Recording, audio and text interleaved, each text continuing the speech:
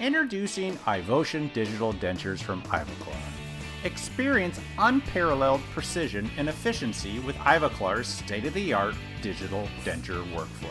Ivotion is available in their patent-pending monolithic disc that combines denture base and tooth materials in one seamless puck. Ivotion is also available as standalone discs, Ivotion base, dent, and dent multi, that all in a 98mm width to fit your favorite milling machine. With Ivotion, you can streamline your lab's processes, reduce production time, and enhance your patient satisfaction. These things look amazing. Elevate your lab's capabilities with Ivotion Digital Denture, where innovation meets perfection. Discover the future of dentures today with Ivoclar. And as always, we thank you for your continued support of the podcast.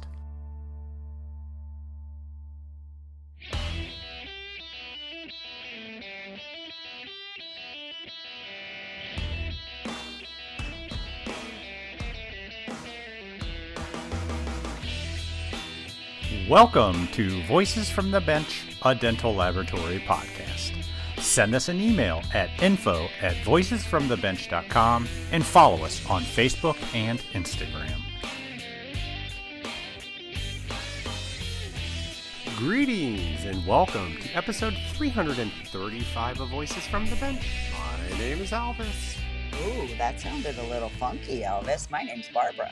Sound like you're feeling better. I am feeling better. I'm still a little kind of lingering, but you know what? Nasally. All I'm excited about is I'm running again. Yep. That was the worst part about being sick, was a whole week and a half of not running. Week and a half of not running. Oh my God.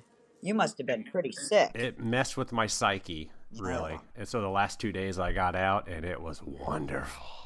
Good for you. Well, you sound like you're not in your usual spot. Where are you at? You guys might hear some background noise. I'm at the FACD, Florida Academy of Cosmetic Dentistry meeting, and I am in Sarasota, Florida, surrounded by doctors, and Dr. Chris Ramsey's lecturing, and he is an amazingly funny and awesome lecturer. I love it.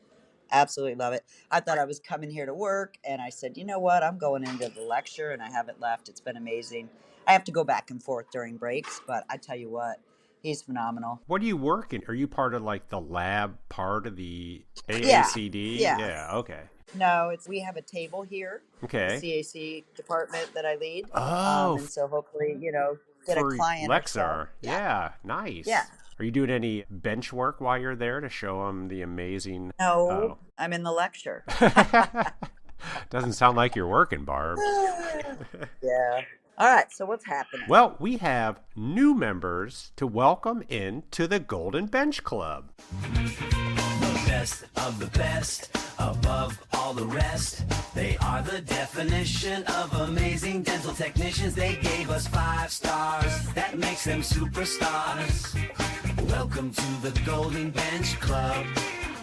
Now, this first one is very special to us, as it comes from our good friend Sean Nowak from Nowak Dental Supplies. So before we read this review, Barb and I just want to personally thank Sean, because many years ago, he was actually our very first sponsor. Do you remember this? Yes, I do, because when he did the Golden Bench Club and you sent me that, I thought, you know what? He supported us way back when. So yes, I absolutely remember it. Yeah, back when we had this tiny little podcast that nobody was really listening to, Sean was the first to say, you know what, guys? I want to support you. And from there, we grew. But we will always remember that, and we will always be thankful for it. You know it. So Sean's review, his title is Dental Labs Get a Voice.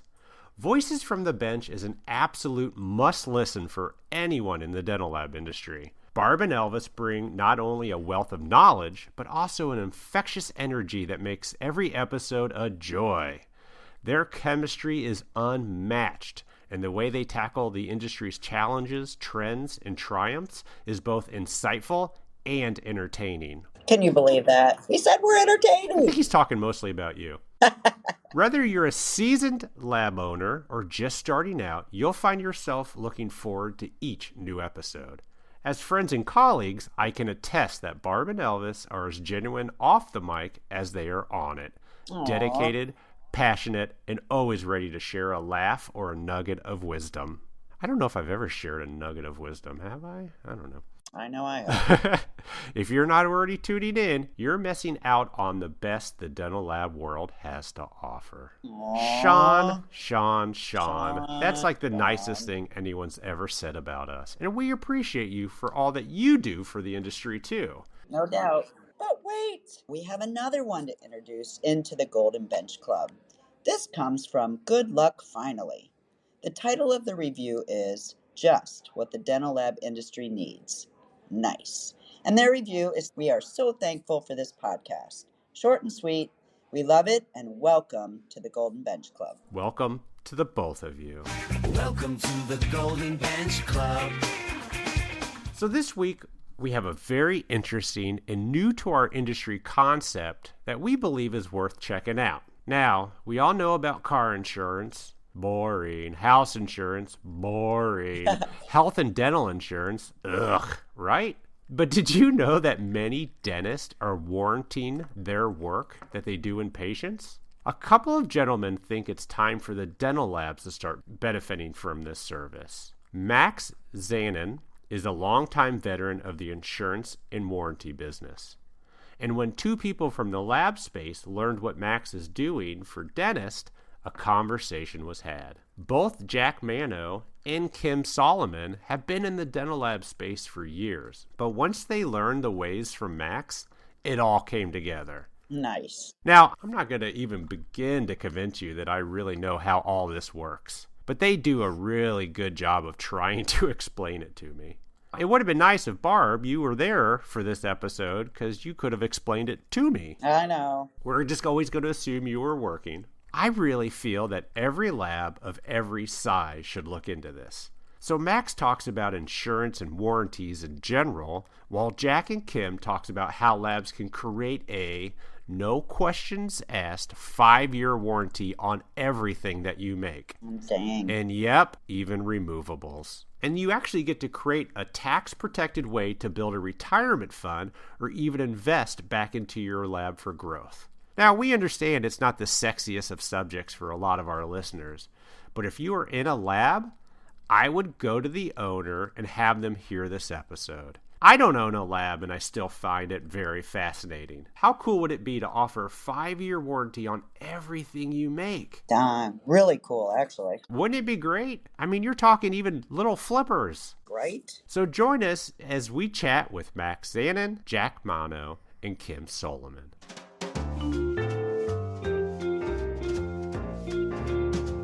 Voices from the Bench. The interview. We are excited today to welcome a couple people I've met in the past in different roles, but they've come together to offer, and this is interesting, a dental warranty program, not just to dentists, but to labs. And I know, Kim, you sent me a few articles to look over, and I skimmed it, but I'm going into this like probably most of our audience not knowing a darn thing about dental insurance or warranties. So let's get into this, but let's meet everybody. Jack Manno, the COO of Quantum Health Holdings. How are you, sir? I'm doing well, Elvis. Thank you. Awesome. I think you were the one that reached out to Barb about hooking up and coming on the podcast, right? Yeah. I saw her at the Florida Dental Lab Association show. Yeah. She was walking to her car, so was I, and we haven't seen each other in a while. As you know, I worked with Kim with Pantera Dental, and I've been at Barbara's lab and on the west coast of Florida, and that's my role at that time was with Pantera. Since then, after COVID, we got this new company going on with Dr. Neil Hernandez. Unfortunately, he's not able to be here. He's on a bike trip, vacation. Bicycle or motorcycle? No, a motorcycle. He's with his Holly crowd. He's with his Holly crowd. So it's all good. So, so I ran to Barbara and talked about, how you doing? And, she said, what are you up to? I said, basically I got involved with, dental warranties for labs and doctors. She said, oh my goodness, we were just talking about warranties last night at dinner. So that's how it all started. It's definitely a topic in our industry. I think every lab offers some sort of warranty. I'm sure. Let's move on. Kim Solomon. Good old Kim, the staple at pretty much every dental lab show. How are you, sir? Elvis, I'm doing great. How are you? Doing fantastic. So he pulled you away from the Panther. Yeah, well, as all things in life, change happens. So yeah, sure. Fortunately, it was a good opportunity for me to step away and also join Jack and Nilo in this new venture. They have a lot of really interesting and different products to offer, and this dental warranty insurance really got my attention. It was one of the key things that, coming from the lab industry, I knew there was a void because, like you said, every lab has some type of warranty. But that warranty is really built on the lab's reputation and what they do as service for their clients. And I think that we're moving into a new era to where the laboratory can now look at this as a business lost profit function within their corporation or their lab business model. And it allows them to do some different maneuvering. And that's as far as I'm going to go because I'm going to let the expert that's joined us today talk a little bit more about that in depth. But we're excited. We're excited to bring this to the market space here in the USA for the dental labs. I think everyone's going to find some value in it. It just depends on where they want to start and how they want to look at it for their business. Yeah, we're going to dive deep into this. So let's introduce the next one, who's not actually with Quantum Health Holdings, right? Correct. So you're with Dental Protection Group. Max, I'm going to butcher this. Zanan? Good enough. What is it, Max? Say your last name. It's a Zanan. Zanan. Yeah, I can't even read the ones that look obvious. How are you, sir? I am excellent. Thank you for having us on your podcast. Yeah, absolutely. So what exactly is Dental Protection Group? Dental Protection Group is a brainchild of mine. And I come to dental space with zero dental experience. Oh, I love those people. Yeah. Yes. I do come to dental space with 23 years of warranty experience. Interesting. Where do you get warranty experience? So we warranty cars, trucks, boats, motorcycles, recreational vehicles. And if you think about it, it is actually much harder to warranty a car because on average, there are over 10,000 moving parts in any car. Yeah. And we can warranty it by component. We can warranty it bumper to bumper. Oh, I see. Yeah. So when it comes to dental space, we originally started out by offering dental warranties to dental practices so they can warranty dental procedures. And we still do that. And they can warranty pretty much every single procedure except for teeth extractions. Other than that, we can do it all. But the most surprising thing that we found when we entered the dental space is how advanced other industries are compared to dentistry when it comes to warranties. I'll give you a perfect example. Yeah, please. We are obviously not the first dental procedure warranty provider in the space. There are other companies that have been doing it and have been doing it for a long time. But they do it completely differently compared to us because we took everything that we learned in automotive and marine space and brought it to dentistry. And maybe it's a long-winded explanation, but think of it this way. Mm-hmm. I can say with 100% certainty that whenever you bought your last car, you were offered a warranty. Oh, yeah. Just ran out. Thanks.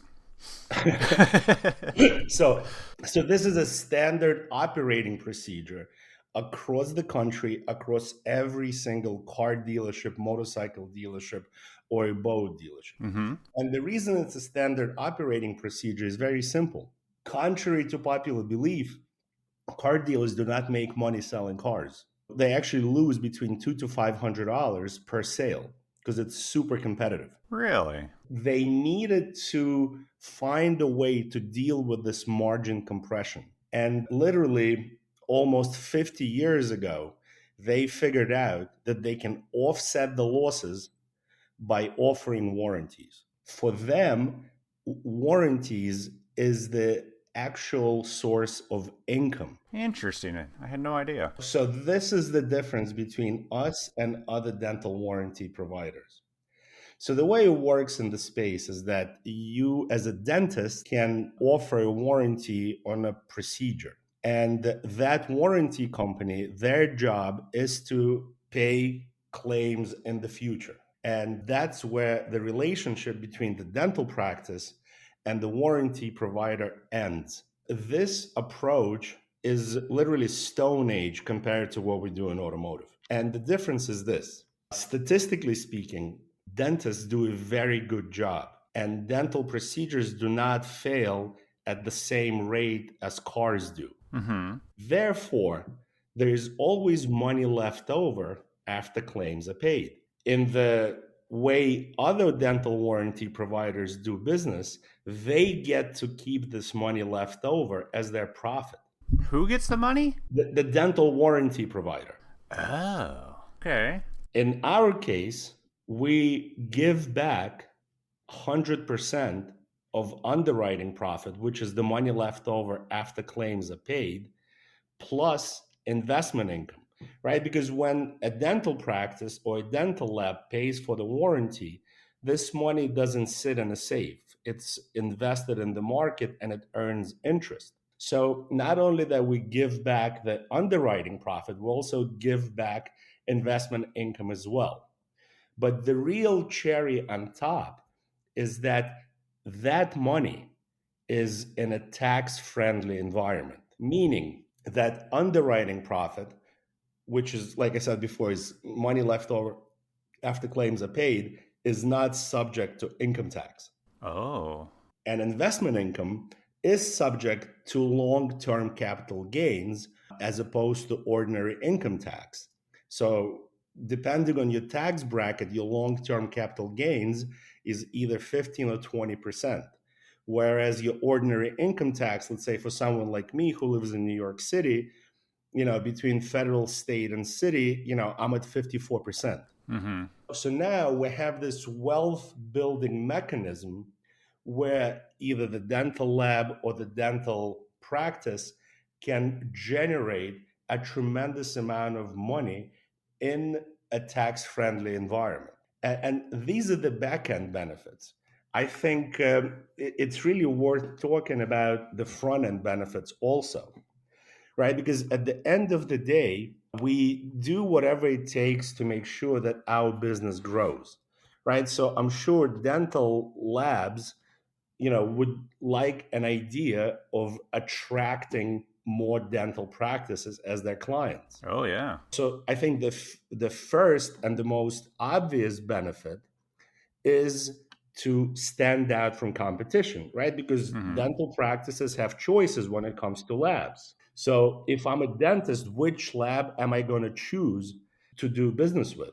And given a choice between a dental lab that doesn't have an official warranty policy versus the one that warranties everything that they produce for 5 years, no questions asked, it's a much easier decision for me as the owner of a dental practice to choose that particular dental lab. Even removable work? Because that's Even the big removable one. Work. Even removable work. Everything. Interesting. Let me back up for a minute with this whole clinical side. Walk me through a scenario. So a dentist is doing a filling. Let's say it's $1,000, and your company warranties that filling? So it depends if you are asking me this question where we provide the procedure warranty or the prosthetic warranty to the lab. So I'm talking the clinical side. I want to kind of grasp how it works clinically before we move over to lab. Okay, so let's say you are a doctor. Yeah. And you basically say, hey, patients, I believe in everything that I do. And because of that, I warranty every single procedure for 5 years, even if it's a filling. Okay. So the way the warranty for the dental practice is structured is as follows. It's a 5-year warranty, and the patient is covered for the entire dollar amount that they spent on that procedure. So in your example, right, this was $1,000 filling. Mm-hmm.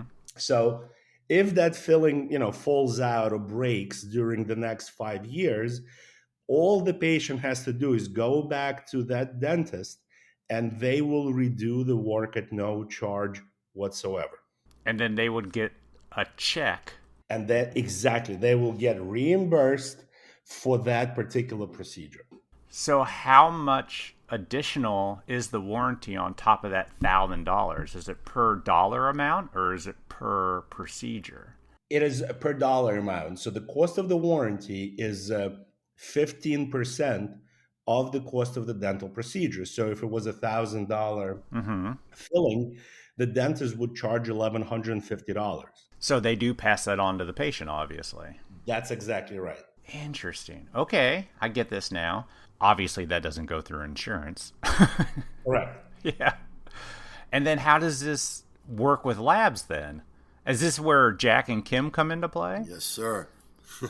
Yeah. I imagine you guys had a conversation at one point and you're like, this needs to be in the lab space. Yes. Kim, you want to grab this? Well, Jack, you were sort of the discovery person that brought Max into the dental lab game, because we recognized really two key benefits for the lab.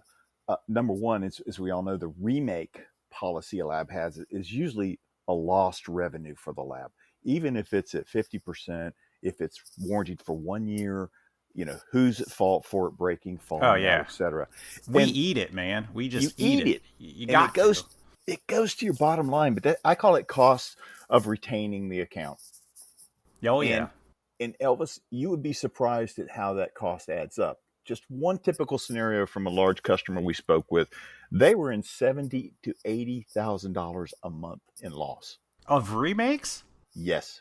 Now, this lab does thousands of units. So, and they're digital. Yeah, they're digital. So it's accelerated a little bit more, but it's across the scope too. So we're talking about crowns, bridges, dentures, and then the biggie is implant prosthetics. Yeah. So, if an implant prosthetic fails, you're talking thousands of dollars, not just $15 on a $100 crown. Well, I've always understood that in labs, as soon as you remake it once, you've lost your profit. Right. Yes. Yeah, because of our margins being so small. If I may jump in a little bit here, Elvis, I don't know if you knew this, but I owned a very large laboratory in New York back in the day. Oh, I did not. I owned an oral design laboratory with Jason Kim and Peter Caveras for about 20 years. Wow, you were an oral design guy, huh? Yeah, I was I was at the bench for exactly one day that I went behind the desk. So knowing I had two oral design ceramists that I could really pump out veneers like that, and that was our main forte back then. Was aesthetic veneers. So we were doing about $10 million a year back in the analog days, and I had about a 2 to 3% remake factor. And everybody raves, oh, my remake factor, and you're a lab guy. You understand those numbers. Yep. And we really hang our hat on being under 3% in remakes.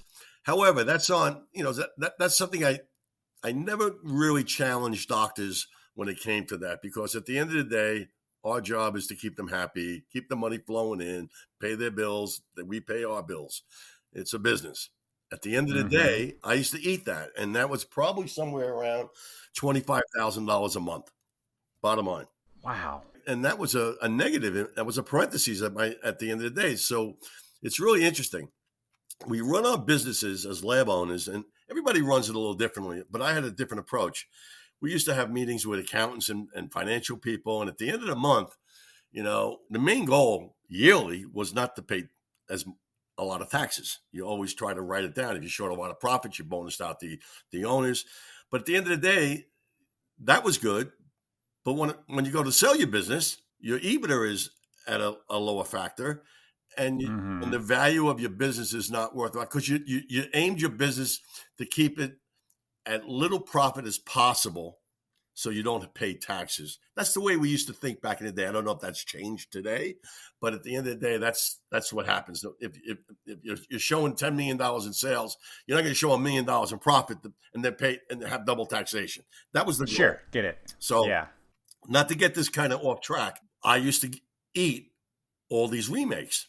So when it came to labor and materials, which is never factored into that percentage that we all look at. Oh, we have a 2% remake factor. Yeah, that's on the manufacturing suggested retail of what we're selling. Okay, it's a wash. But when it really comes down to, I paid my technicians very well. That labor cost was a lot more than 2%. And this is what Kim was alluding to with a big lab that he was talking to.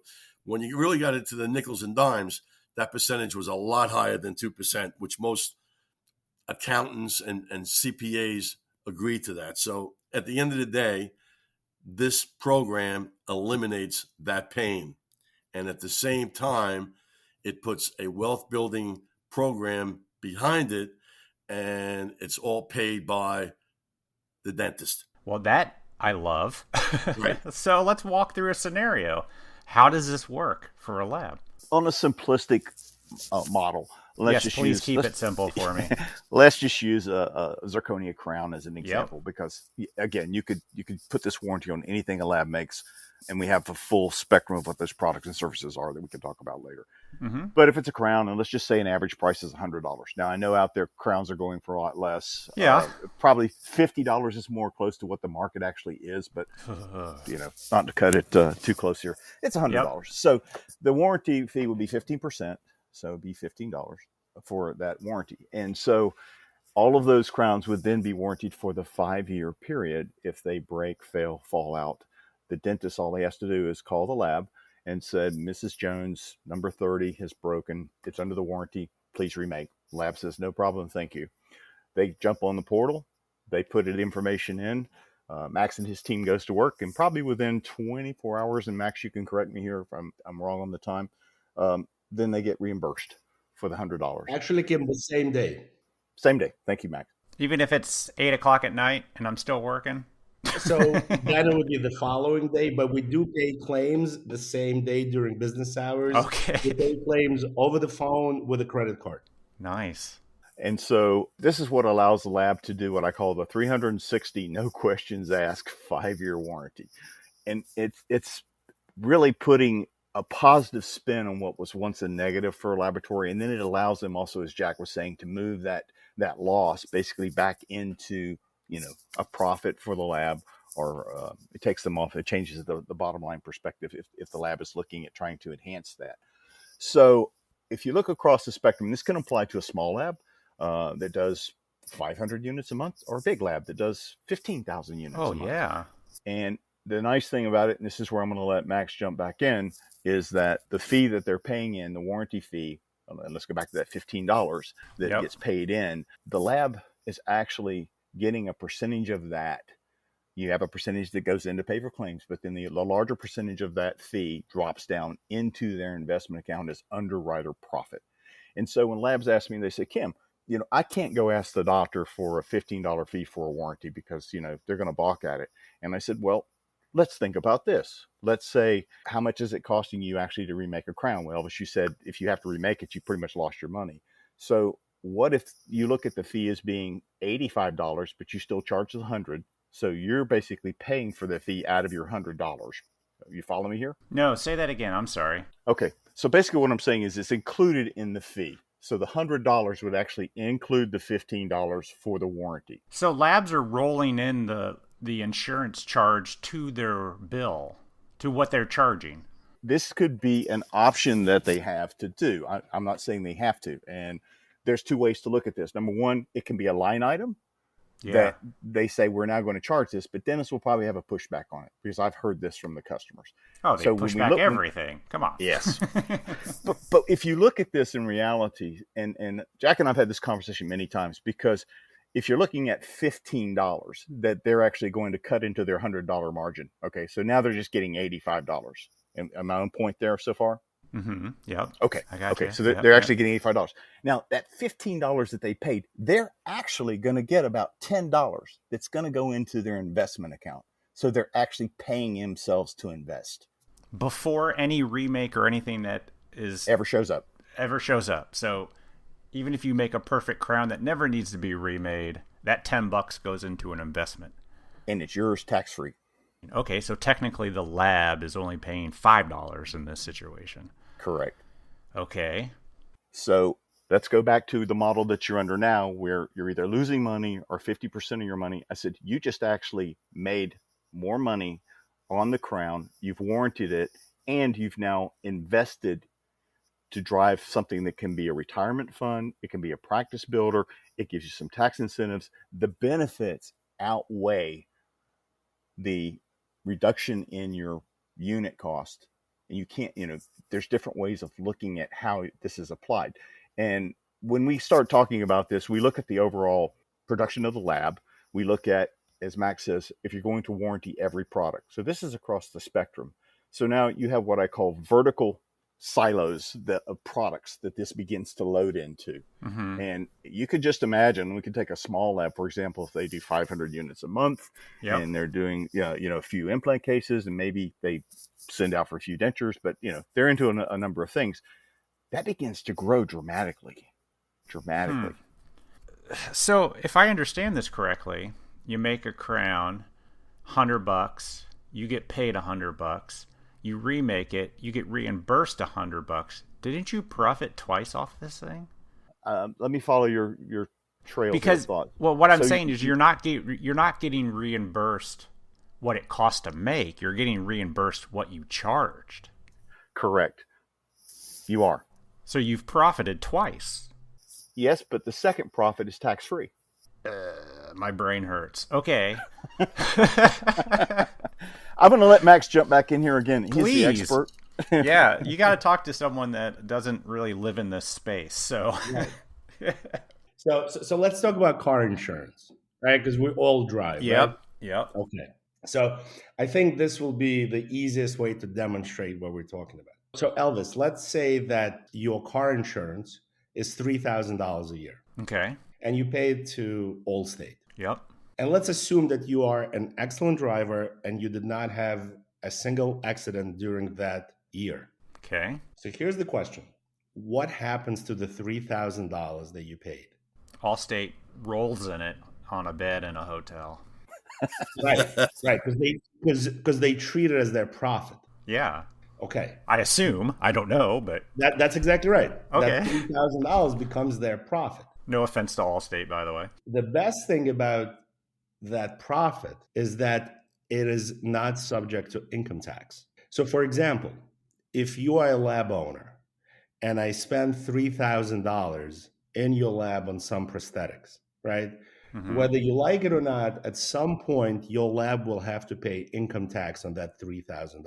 Why isn't the lab paying sales tax? It's not. It pays sales tax as well, but I'm talking about the income on the bottom line of your financial statement. At some point, you got to pay, whether it's federal, state, or city, or all three. Yep. So Allstate doesn't have to do that. And the reason is very simple, right? An insurance lobby is one of the most powerful lobbies in America. Yeah. So they were able to get this carve out many decades ago. So that's point number one, that what Kim was talking about is the underwriting profit, money left over after claims are paid.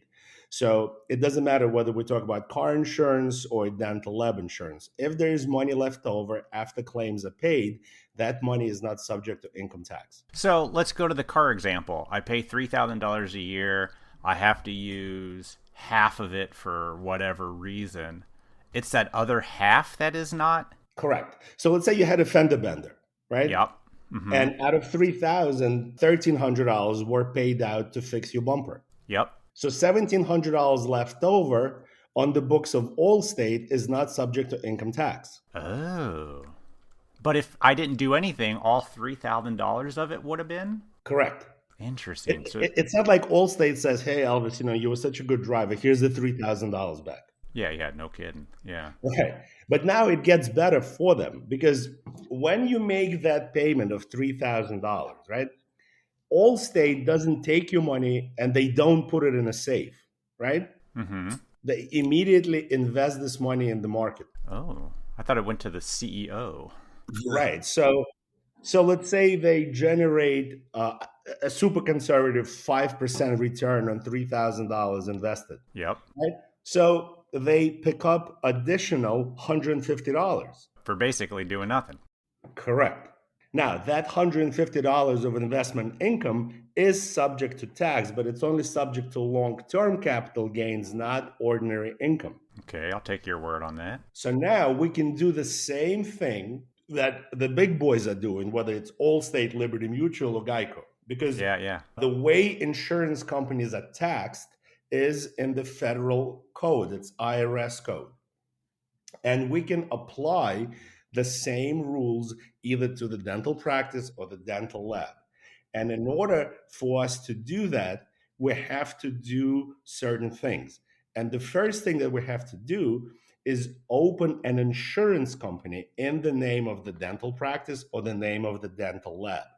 The reason we have to open an insurance company is because if your dental lab owns an insurance company, whether you like it or not, your dental lab is going to be subject to the same taxation as Allstate or Liberty Mutual. Mm-hmm. So we opened this insurance company, and the owner of the dental lab is the owner of this insurance company. Once we open the insurance company, the next thing we do is we open a brokerage account, either with Morgan Stanley or Raymond James. Both of these investment banks are household names, right? So now the dental lab owner owns dental insurance company, and this dental insurance company has a brokerage account with Morgan Stanley. So all of it is owned by the same person. Once dental lab starts producing warranties, the premium dollars are placed into the Morgan Stanley account and is being invested according to the risk tolerance of the dental lab owner. Yeah. We do not make investment decisions, neither me, nor Jack, nor Kim. So what happens is that Morgan Stanley has a quick conversation with the dental lab owner to find out what kind of risk tolerance they have. And based on that conversation, they start allocating investment dollars. And like how aggressive they want to grow. Sure. Exactly. Yeah. Exactly. So at the end of the day, the money just grows there, right? Because based on the actuarial studies, whether it's a dental practice or a dental lab, the losses are not that high. And when I say not that high, I am comparing to the losses in automotive space. Yeah. So for example, in automotive, for every dollar that a car dealer puts into his brokerage account, he will pay out 50 cents in future claims. 50 cents. Interesting. In the dental industry space, that payout probably will never exceed 20%, which is 20 cents per dollar. So let's go back to Kim's example. So let's say you charge $100 for zirconia crowns. Let's say you do $500 a month. Your insurance you're paying for the warranty is $15 a unit, right? $7,500. Yep, I was gonna say I'm doing some some public school math here. If you have a 5% remake value, you're getting back $375, right? Wait, 5%. If you're 5% remake, you're having to redo enough $375 worth of crowns. Does that make sense? Yep. Okay. So what's left over, which is $7,225, is tax-free, and that is reinvested back in? Right. So it's not just $7,275, right? It's plus investment income. What does that mean? Meaning that when you generate $7,500 worth of warranties, right? Yep. The money is going to go into the brokerage account, and it immediately gets invested and starts earning interest. Because nobody knows when the next claim is going to come in, right? So we're not going to wait for the claim. We're just going to start investing the money right away. Yeah, you invest the money up front. Yep. Not after the end of the month after you see how many remakes you do. Exactly. Interesting. But that's what Allstate does with your car insurance money. They don't take your $3,000 and say, well, let's see if Elvis gets into an accident before we invest. Oh, they're waiting for me. I know they are. As an ex-lab owner, Elvis, yeah, I looked at this and said, okay, this is a way where laboratories could eliminate their cost of labor and materials in remakes. It's a substitution of dollars. Either you include it in the prices Kim alluded to, or you can add it as a line item. But at the end of the day, even if you didn't do this program and you're satisfied in the account, because I used to get calls all the time from doctors saying, Jack, I'm a good account. I pay my bills on time. What are you going to do for me? Being that $100 crown or that $5,000 all on X case. Okay. So the higher the invoice was, maybe they'll say, Jack, help me out. Maybe, I'll pay half, you pay half. But at the end of the day, the lab is laying out money internally in doing that remake. Like you said, years ago, we used to say, for every crown that I gave away for free, I used to have to make 10 to break even. Oh, yeah. I remember those. Yeah. Remember? Okay. So now we don't have those scenarios. Now it's it's not only are you taking care of your cost of labor and materials, you're making money on it on top per diem. And it runs somewhere around 7%, if I'm not mistaken, depending on the investment, Max. But, and it's tax-free as far as your income. Yeah. Elvis, if I could jump in just for a second, Jack, I think the underlying, feature here is, okay, so we can remove the remake loss factor with this program. But what I like to focus on as well is in the lab world today, I mean, how many lab owners take time to actually think about how to build a retirement fund for themselves? I mean, we've all been there, and you work very hard, you pay all the bills, and who's usually the last person to get paid, especially to put money aside for his retirement? It's usually, I'll run the business, I'll build it, and my retirement will be when I sell it. Yeah. This allows any lab owner, small, medium, large, to immediately begin to develop this retirement fund. And Elvis, if they've got 5 years left before they want to sell, or 10 years left they want to sell, guess what? They can sell, and this is still their money. Oh, so it doesn't have to be part of the business. It's separate. You've opened up that new insurance business for the owner. That's exactly right. Oh, nice. Yeah, I mean, that says it all in a nutshell, because at the end of the day, there could be hundreds of thousands of dollars in that 5-year program, or millions, depending on the amount of warranties the lab puts through. So it compounds per diem. It's really a way of helping the industry with a vehicle that gives them the feeling, hey, you know what? It's not just about remakes, as we've been talking about. It's about their retirement. We say, Elvis, in this world that it's like a 401k on steroids, but it's really not a 401k. It's a brokerage account that has tax-free components to it. When you do a 401k, and I had one with my laboratory, I had to share that component with my employees. I couldn't just do it for the owners. When you establish a 401k for the company, you got to have a participation of some sort with employees. And you had a participation on their money as well. Depends on how you set it up. Sure. This is not a 401k that's being established. We use the phrase 401k on steroids, but it's not a 401k. It is a brokerage account that you will have hundreds of thousands of dollars, if not millions, in there after 5 years, depending on the amount of warranties you put in. It's your money. So this is not a new snake oil, as Max alluded to. This has been going on for a long time. And, the IRS has insurance codes that basically every Fortune 500 company, Max, correct me if I'm wrong, every Fortune 500 company owns an insurance company. Of course.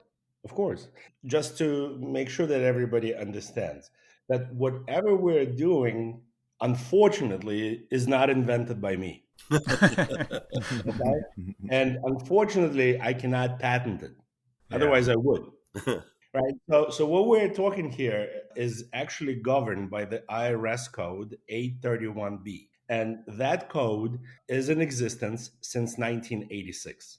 So that's how long, for example, car dealers were able to do this. The most amazing thing about it, and I think car dealers are the best example, because remember in the beginning, I made a statement that no matter when or what kind of a car you bought last time, you were offered a warranty. And the reason I can make that statement is because car dealers understand math. And the way math works here is that the more warranties you produce and the more money you put into this account, at some point in time, your warranty portfolio will be worth more than your business. That'd be nice, wouldn't it? It's true for car dealers. It's true for dental practices. It's true for dental labs. At some point in time, your warranty portfolio is worth way more than your business. Now, is it possible to not put this into retirement? Let's say you want to invest it into equipment for the lab or something. Question. So you can forget retirement, right? This money is not a 401k where you have to wait till you're 59 and a half to get access to it. This money is available to you on a regular basis. And here's what I mean. Since every warranty is 5 years long, every year of that warranty contract represents 20% of that contract, right? 1/5. Mm-hmm. So every year, 1/5 of underwriting profit, which is money left over after claims are paid, and 1/5 of investment income becomes available to the dental lab owner. And the dental lab owner can do 3 things with this money. First, you can just leave it there so it continues to grow and compound. Yep. Second, you can take a distribution and pay long-term capital gains on it as opposed to income tax. Okay. Third, and this is the smartest play, and this is what car dealers do, instead of taking a distribution and paying taxes on it, you can borrow from your own insurance company. Oh. And if you borrow, as long as you pay yourself back with interest, and you get to keep the interest, there's no middleman in that transaction. And in the eyes of the IRS, it looks like an arm's length transaction. So as long you borrow and as long as you pay yourself back with interest, then there is no taxable event whatsoever. So let's say you wanted to buy new equipment or you wanted to buy another lab, right? You can just borrow money from your warranty portfolio, use that money for equipment or business acquisition, and then with profits generated by that new equipment or new business, you can pay yourself back and never pay a single penny in taxes. Interesting. I mean, why wouldn't you? Okay, I guess that's the question out there is why wouldn't you do this? Mm-hmm. Right. So remember what I told you in the beginning, that when we entered dental space, we were really surprised by how antiquated the warranty business is in dentistry. Because what we're talking about here is a standard operating procedure in many other industries. Right. I mean, it's got to be because what we do is so unique to each individual thing that we make. Right. You know, zirconia crowns aside, we make a lot of things that are even, you know, questionable how long they're going to last because of the patient, right, you know, the amount of the material. Do you guys cover all of that too? I mean, yep. Yeah. Why are you going to help us benefit if we make things that are known to break? Let's just say that. There are laws of large numbers, right? Not everything that you make is going to break. No, but we make a lot of things that we think will, just because. But I'll give you an example, and I'm sure you remember this. And I think in the middle of the 80s is when Kia and Hyundai entered the American market. Yeah. These cars were terrible. Oh, yeah. They were terrible. Yeah. Right? They were cheap, they would break down almost immediately, right? And still, from day one up until today, every Kia and Hyundai comes with a 10-year, 100,000-mile warranty. And that warranty is what really put them on the map. Yep, I remember. So the customers, you know, in this case, it's car buyers, they understand the value of the warranty. But to answer your question, even though these Kias and Hyundais were not that great in terms of quality in the 80s and early 90s, that warranty still made money.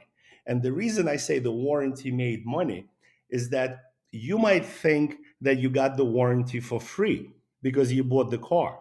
But it was in there. When I tell you the warranty was included in the price, it's not a separate line item, but you paid for it.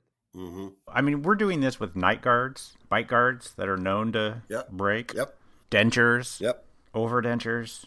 Implants. Bars. Yep. I'm going to keep going until someone tells you why. I'll tell you why we're not afraid of claims. If you guys did everything like a Swiss clock or a Swiss watch, right, and nothing would ever break, we would not have a concept of risk. And without a concept of risk, we would not be able to open an insurance company. Right. And if there was no risk and we just kept pumping premium dollars into your Morgan Stanley account, at some point, people will wake up and say, this is tax evasion. Yeah, jeez. But when you say this is not tax evasion, because they're real risks and these things break down all the time, and like Kim was saying, that a dental lab has $80,000 a month in remake costs. That's a real risk. Yeah. And that's the way how you can start an insurance company, when you show the risk. Right, because without risk, everybody, listen, you and I would open an insurance company today and just pump all of our income in there because it's a tax-friendly environment. But since there's no risk, we can't do that. So, Max, can you get into a little bit and just highlight, for example, I'm a guy, owns a lab, I put in some warranties, and my first claim is going to be my all-on-X case, which is going to be, say, a $5,000 fee to the doctor. And I don't have $5,000 in my account. Yep. Jack, that's a great question. So everybody is afraid of the concept of self-insurance, right? Mm-hmm. Let's say if we were talking about self-insurance, this would be considered a catastrophic event, right? Because Jack does not have $5,000 in his brokerage account to pay for the claim. Yeah. We're not talking about self-insurance here. We're talking about reinsurance. And what I mean by reinsurance is that when we opened an insurance company in the name of the dental lab owner, right, that company just exists on paper. There are no employees. Obviously, the dental lab owner doesn't need to become an insurance agent or insurance broker or an insurance professional. So behind that insurance company, there is an actual insurance company specifically there for the cases when claims dollars exceed premium dollars. So like a parent company. Exactly. And that's all part of the 15% fee. Right. Because, like, listen, when this prosthetic fails, right? Yep. And the dentist calls Jack and says, Jack, I need a new one. That dentist doesn't care if Jack has a brokerage account, right? Oh, yeah, they don't. Yeah. Yeah, he doesn't care if there's money or not. He just needs a new prosthetic. Oh, of course, yeah. So in this case, Jack has nothing to worry about because a real insurance company will step in and cover the claim, and in this case, reimburse Jack for the cost of the redo of that prosthetic. It works the same way, like Elvis, if I can use my feeble-minded brain to compare. No, obviously I need to connect with you on that level. So I just bought a $50,000 car. Yeah. And my insurance premium on that car is going to be, say, $3,000 using a number. I'm driving it for a month. I only made one payment on that $3,000. Yep. I didn't pay the whole thing in full. They're going to replace my $50,000 car. Well, they can't get it out of my insurance policy. That's where the reassurance comes in. Am I correct in making that statement, Max? Yeah. So I think a better example would be, let's say that all of us lived in Brooklyn in 2012. Right. And all of our cars got destroyed by Hurricane Sandy. And all of us would, let's say, were insured by Geico. So mathematically, Geico doesn't have enough money to cover everybody's loss. Sure. But Geico doesn't go out of business because of that. What Geico does on every policy that they write, they buy a reinsurance policy from another insurance company in case there's a catastrophic event like Hurricane Sandy. Better example. Thank you. So what does a lab need to do to prove the remake? Is there a process, or is it, I mean, I know you said no questions asked, but obviously you want to know something, right? We don't want to know anything because even if you tell us, we're not in a position to understand anything you tell us. Oh. Right? Like, yeah. I wouldn't know what a crown looked like if it hit me in the face. You know, the same way I don't know what a transmission looks like. Yeah, good point. Me neither. So what, a lab just submits, say, the $100 and just you guys take it on faith that we're not lying about it, or? And I'll tell you why. So first, we don't ask for any supporting documents. Yeah. Right. So when you call us and say, hey, we need this, no problem, here you go. Because the claims money comes out of your brokerage account. So you're not going to abuse your own brokerage account and keep filing fraudulent claims, right? Is it possible for a lab to submit more claims than what they've paid into? I guess not, since it's only a percentage of what the restoration is. Well, also keep in mind that we monitor losses. So let's say for some reason this particular lab, has an above average amount of claims. Yeah. So there could be several reasons for that, but how can we address it? The easiest way to address it is to raise the cost of the warranty for that particular lab. So instead of 15%, maybe that lab would be at 20% based on the future losses. I get you. It's just like car companies do. That's it. If you keep getting into an accident, your car insurance next year is going to be more expensive than last year. It's something that you're not going to abuse. Sure. And if a lab wants to sign on, do you look at the lab's remakes to get started, to figure out? We ask them, for an honest answer, right? Because again, if they give us, a misleading answer, they're only misleading their own situation. Yeah. Right? So if I call you and say my remake's about 80%, are you going to even take me on as a client, or? Well, I mean, talk about a red flag, right? Right. I mean, Elvis, I think the first thing we're going to do is talk to you about what policies and procedures and how you're actually running your laboratory. So we would try to help you to get that back down into single digits. Well, there you go, because you got two people now part of this that know what a crown is, right? Exactly. Because believe me, if it wasn't for Jack and Kim, I would never even think of the dental lab space. We rely on Jack and Kim when it comes to understanding the business. The collaboration between Dental Protection Group and Quantum Health Holdings is on a very high level. I mean, I saw these gents at a Chicago McCormick Center. They had a booth opposite. I was doing some laser consulting for an Israeli company, so I was working their booth. And I'm watching all these doctors all day long at this little 8x8 booth talking to these guys. And here I am, I'm selling an elaborate dental laser, and I get one person every hour stopping by. Yeah. And I'm saying, what do these guys got that I don't know about? And it's really interesting. You're hearing this for the first time, so it could be a little overwhelming, I guess. And at the end, At the end of the day, it's about making money. I mean, that's really what it's all about. And when we bring this to bear, a conversation with a lab owner or a dentist, you hear all the time, this sounds too good to be true. It does. But this is a procedure, a program that's been around, like Max said, since 1986 with insurance companies. And at the end of the day, if you knew the amount of people and companies that have this program attached to their businesses, you'd be amazed. I made a comment before. Every Fortune 500 company owns an insurance company.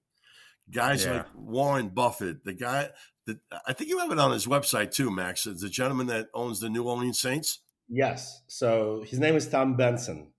And Tom Benson was a big time car dealer. And he had this reinsurance for many, many years.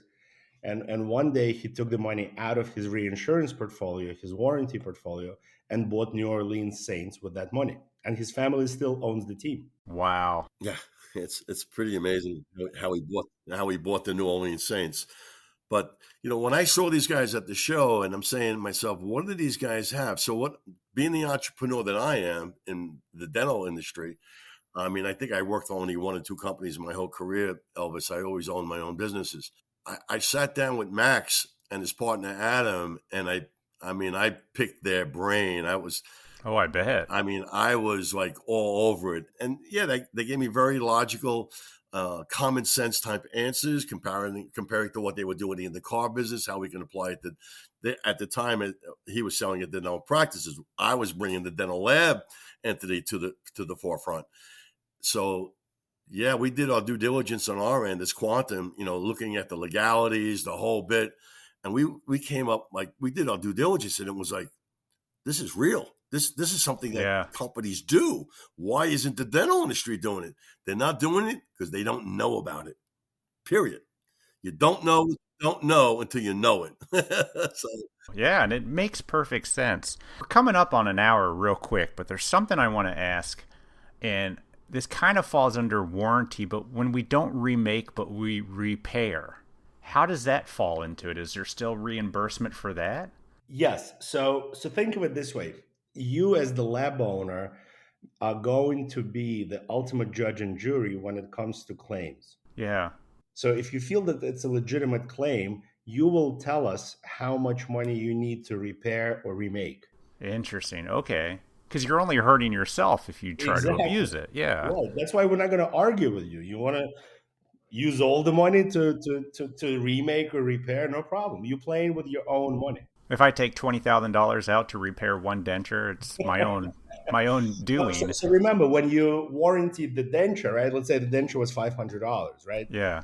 So the most you can reimburse yourself is $500 on that particular claim.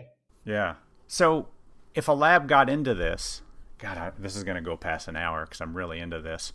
If a lab goes into this, is it flat? You warranty everything? Or can I warranty certain products? Can I warranty to certain dentists? Great question. So, great question, right? And if the lab owner understands the ultimate goal here, then they would warranty everything across the board. To everybody. To everybody. But you got those dentists that are just like, I don't want to pay $15 more or whatever. Can you squeeze another $15 out of this price for me? Well, we do not police it, right? We encourage you to offer it to everybody. But if you feel that there's a dental practice that doesn't see the value in a 5-year warranty, hopefully you'll attract more dental practices because now you offer a no questions asked 5-year warranty. Yeah. And I guess if you don't offer it to an office and you lower your price to compensate for that insurance, we don't have to tell you. Right. We just don't submit a claim. That's it. That's right. Interesting.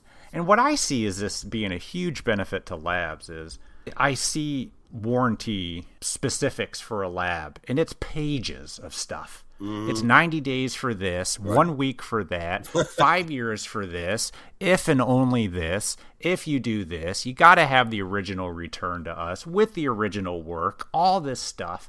You can get rid of all that and just say 5 years for everything, no questions asked. I don't care if you don't have the original work or anything. No x-rays, no nothing.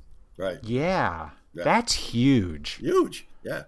That is huge. I think it's cool. So, Elvis, think of it this way. If we required any of that, right, the only reason for us to require that would be to deny a claim. Right. Maybe that's where my head is because every insurance, medical and everything. Right. Because every insurance company that you are thinking about is in business of denying claims. Yeah. They make their money. That's how they make their money. Right. Sure. So now you got them out of the equation. You are the insurance company. You're only denying yourself. That's it. So, Elvis, when you were making a statement about a laboratory has different products that they sell and maybe we'll only do it on certain products and maybe not. Kim and I have run across that with a very large laboratory that we just signed on. And they wanted to start with something as a pilot to see how it went. But what happens is when they start seeing the value, because every month you get a statement, just like you would with Merrill Lynch or Raymond James or Stanley. Stanley. Once they see their money growing, what they put in and versus then they say, gee whiz, if I did this with all my other products, I would have twice as much money. Yeah. That's how the mentality starts to kick in when you say, you know what, let's do it all at the end of the day. Right. And when it really kicks in, they say, can we go back a year? Right. Right. Exactly. Can they? Can people retro do it? Well, listen, who are we to police it?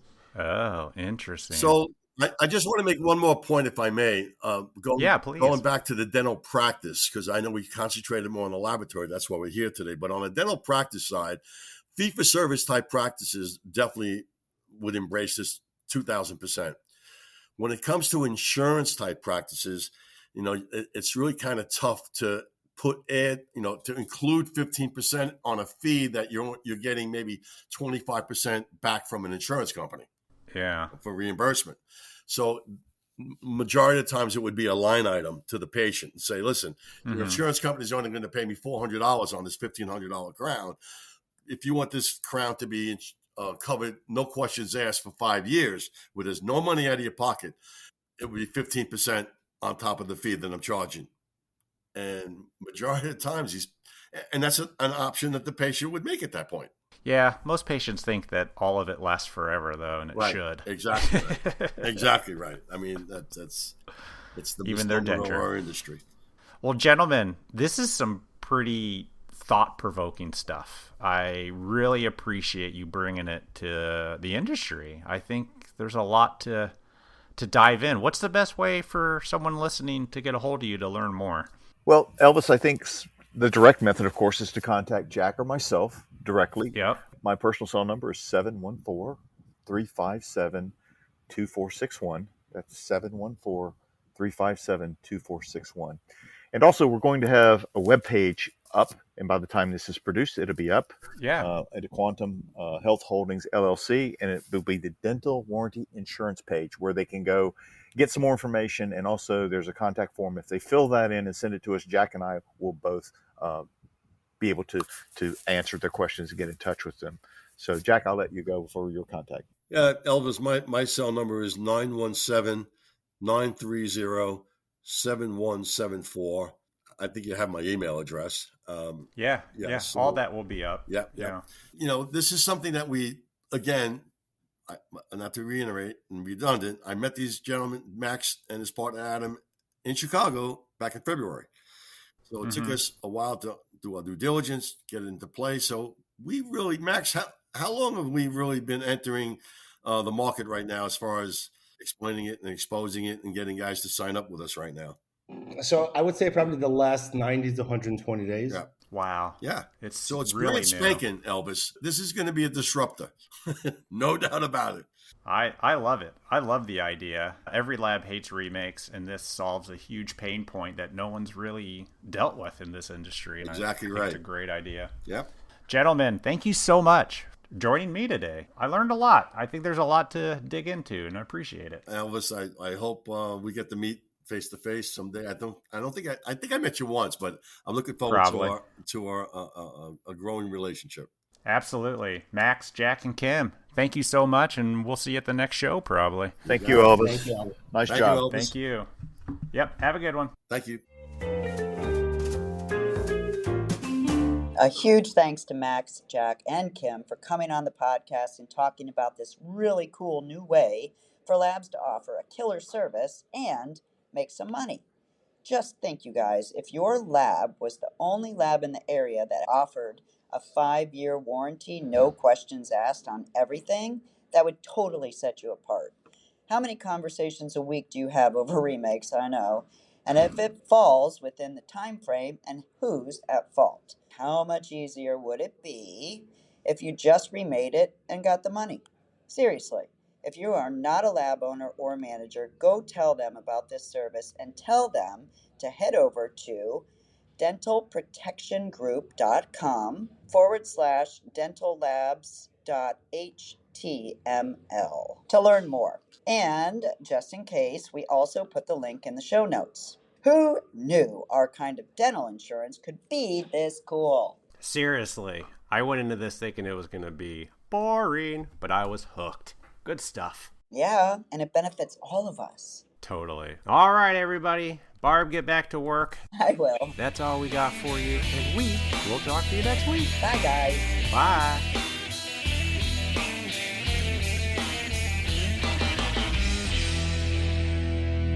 Just walking for a sec.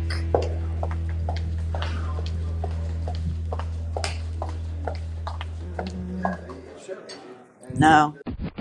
The views and opinions expressed on the Voices from the Bench podcast are those of the guest and do not necessarily reflect the official policy or position of the host or Voices from the Bench, LLC.